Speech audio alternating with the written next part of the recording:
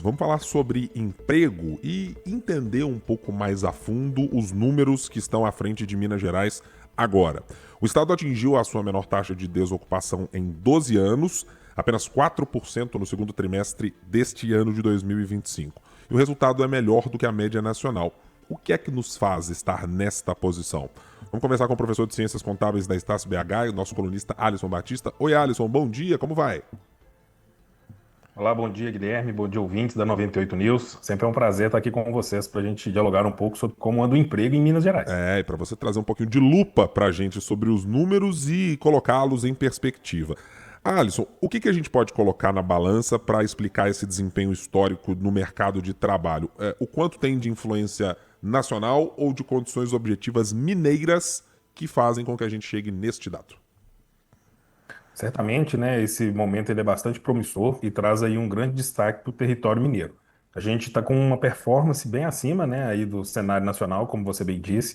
Então a gente tem o Brasil aí com uma taxa de desemprego de 5,8%, face a Minas que está com 4%. Então a região Sudeste, ela sempre foi protagonista, né, Guilherme, de várias atividades voltadas para a empregabilidade.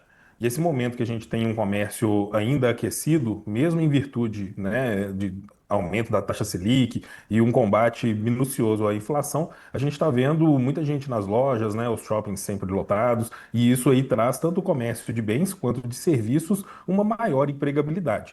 A gente vê o comportamento também em diferentes faixas etárias, né? Até com a diminuição daquele que a gente chamava de nem, que era aquele jovem que nem estava trabalhando e nem estava estudando. Então, essa diminuição também de 18 para 13%, né, em território nacional, significa que esses 5% de diferença aí, né, ou seja, esses jovens que estavam desocupados, agora eles estão em alguma atividade profissional. Então, isso aí traz um recorte bem interessante e já traz um sinal de como vai ser esse terceiro trimestre, né? A gente vem aí num período pós-férias, então, agora com o retorno às aulas e diversas outras atividades que retornam às suas atividades, já, né, mudança de estação, já o pessoal vislumbrando aí o terceiro trimestre, a gente traz diversos segmentos bastante aquecidos para uma melhora na empregabilidade. O cenário para chegar neste ponto em que estamos em Minas Gerais, Alisson, precisa de uma combinação de atuação de setor privado e público, ou uma das duas pontas pode estar mais fortalecida e mesmo assim chegaríamos a esses números onde estamos. Certamente o setor privado ele protagoniza, né, essa alta empregabilidade. A gente vê aí que dentro do setor público, né, as questões de cargos comissionados e atividades acessórias que elas são desenvolvidas, né, por períodos determinados, exceto concursos públicos, eles também têm uma grande representatividade. Até porque o setor público, né, a máquina pública, por assim dizer, ela tem um grande destaque nesse cenário de empregabilidade. Então, desde ações voltadas para a aprendizagem comercial, para que facilite a entrada do jovem no mercado de trabalho, intermediação, né, para que a pessoa que está ociosa ou desocupada consiga encontrar aí o emprego que seja adequado para ela em função de renda, de deslocamento e de uma atividade fim que lhe satisfaça, até, né, na ponta, para desenvolver ações, né, dentro do contexto para que possa promover aí melhoria na empregabilidade. Então, a gente tem alguns esforços, né, que são realizados aqui em território mineiro. Todavia, esses esforços eles podem ainda serem ampliados, né? A gente traz destaque para o dia A da aprendizagem, né, que está sendo promovido aí pelo governo do estado na semana que vem, e é um dos fatores que vai abrir várias portas para os jovens ingressarem no mercado de trabalho.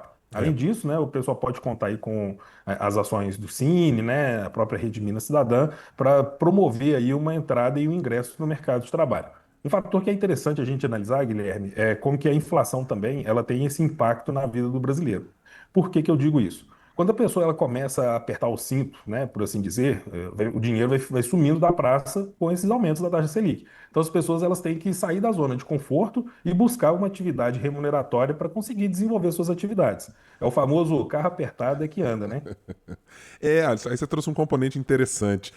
A gente pode, de alguma maneira, atribuir a esse aquecimento da economia mineira exatamente o fator de pressão criado pela taxa de juros, ou, também em outras palavras, o nível de endividamento brasileiro, que ainda é alto, considerado padrões internacionais de endividamento? Com certeza. A gente traz aí, né, se for trazer em termos absolutos, 6,3 milhões de pessoas estavam desempregadas, né? E aí o vislumbre é de 102 milhões de pessoas que têm alguma ocupação nesse período. As pessoas querem realizar suas atividades, né? Seja de atividades de lazer, existência para custear alimentação, moradia, deslocamento, estudo. Então, tudo isso aí traz uma necessidade de uma atividade laboral, e aí muitos às vezes saem da informalidade para buscar, né, uma renda melhor, algo mais garantido, e aí, com isso, a gente tem esses indicadores aí que são apontados. A gente tem os recortes, por exemplo, por escolaridade, né? Aqueles com ensino médio incompleto apresentaram 9,4% em face àqueles com nível superior completo de 3,2%. Então, a gente vê ainda que aqueles que estão investindo em educação, por exemplo, eles sempre estão aí com maior empregabilidade.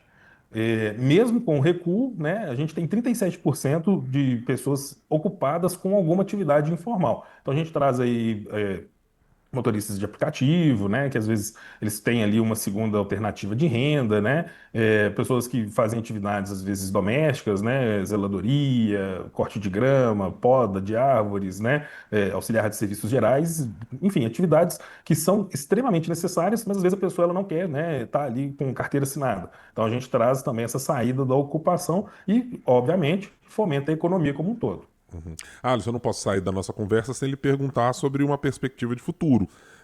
Você citou alguns programas que estão sendo implantados com foco na educação e na saída dessa geração ali, desse momento nem, do nem trabalha e nem estuda, para um ingresso no mercado de trabalho, mas e o passo seguinte? Você enxerga com os números atuais perspectivas de que possamos melhorar o nosso cenário ou, no mínimo, mantê-lo nas mesmas condições e patamares de geração de postos de trabalho que tivemos no mês de junho?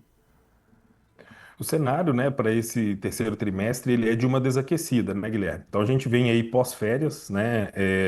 Os feriados, eles não vão acontecer com a mesma incidência que aconteceram no primeiro semestre. Então a gente veio aí de uma escalada, né? Você vem ali Dia das Mães, Dia dos Namorados, férias. Então, isso tudo mantém o comércio, tanto de bens quanto de serviços, bastante aquecido. Agora, para o terceiro trimestre, a gente tem aquela estabilidade, né, a acomodação aí das atividades, e com isso é interessante a gente ver como que vai ser esse comportamento. Ele não é de queda, né, mas sim de estabilidade. Já para o último trimestre, a gente tem aquele aquecimento comum, né, convencional, já de preparação para o fim do ano, né, o retorno aí das atividades festivas, né, de confraternização e etc., que acaba movimentando o mercado como um todo a partir de outubro e novembro ali. Então, nesse período agora é um período de fato aí das pessoas estarem buscando uma atividade, né? Aquelas empresas que às vezes prorrogaram seus processos seletivos devido ao grande número de feriados, estão retomando essas atividades agora. É o período também entre agosto e setembro que as empresas elas refazem os seus planejamentos para, né, ou dar um gás para atingir seus objetivos até o fim do ano, ou de fato, né, para reorganizar a casa. E sempre vai precisar de gente, né? Então, todo negócio a gente tem no final, na ponta ali, trabalhando com pessoas, para atender clientes, para produzir os produtos e etc. Então, nesse momento, a gente tem uma estabilidade, mas não temos aí perspectiva de queda, tá? Então, Minas Gerais está à frente, né? A gente está aqui protagonizando uma série de ações e com isso a gente tem aí um grande destaque em cenário nacional.